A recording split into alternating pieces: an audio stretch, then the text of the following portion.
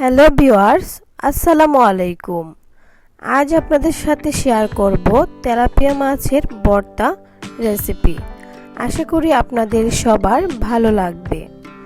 তো এখানে আমি এক পিস তেলাপিয়া মাছ নিয়েছি আর মাছটাকে মাঝখান দিয়ে কেটে নিয়েছি। এখন উপর দিয়ে লবণ দিয়ে দিচ্ছি যাতে মাছটার ভিতর লবণগুলো ভালোভাবে ঢুকে। চুলায় একটি পাত্র বসিয়ে নিলাম। পাত্রের মধ্যে আমি সামান্য কিছুটা তেল দিয়ে দিচ্ছি যাতে মাছটা ফ্রাই করার সময় পাত্রের মধ্যে লেগে না যায়। পাত্রটা ভালোভাবে গরম হয়ে গেলে আমি এখানে মাছটা দিয়ে দিচ্ছি। এখন ঢেকে রান্না করব 5 মিনিটের মতো। আনুমানিক 5 মিনিট রান্না করার পর মাছটা উল্টিয়ে নিচ্ছি আর এইরকম লাল করে ফ্রাই করে নেব অপর পিঠেও। আবারও ঢেকে নিচ্ছি।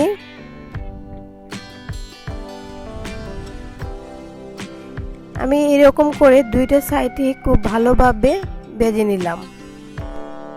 এখন চুলা থেকে নামিয়ে নেব আর মাছটা ঠান্ডা হওয়ার জন্য অপেক্ষা করব।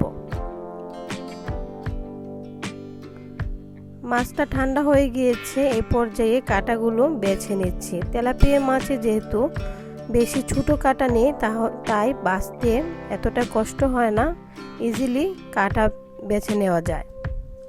আপনারা যারা এখনও তেলাপিয়া মাছ দিয়ে এই ভর্তাটি খাননি একবার হলেও ট্রাই করবেন, খেতে কিন্তু ভীষণই ভালো লাগে। আমরা লাটি মাছের ভর্তা যেভাবে বানাই সেইভাবেই আমি তেলাপিয়া মাছ দিয়েও ভর্তাটি তৈরি করব। নিয়ে নিলাম পেঁয়াজ কুচি। পেঁয়াজটাকে অবশ্যই চিকন করে কাটতে হবে। দিয়ে দিলাম স্বাদ মতো লবণ। এখন দিয়ে দেব 1 চা চামচ চিলি ফ্লেক্স।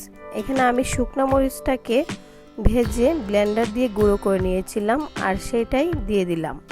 আপনারা চাইলে শুকনো মরিচ ভেজে কাচের বয়ামে ভরে সংরক্ষণ করে রাখতে পারেন।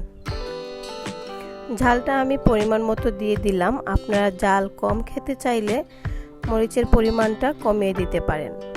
তো সবগুলো উপকরণ খুব ভালোভাবে মাছের সঙ্গে মিক্স করে নিচ্ছি। আপনারা চাইলে এখানে কাঁচা আদাও চিকন করে দিতে পারেন। আমার কাছে ছিল না তাই আমি স্কিপ করলাম।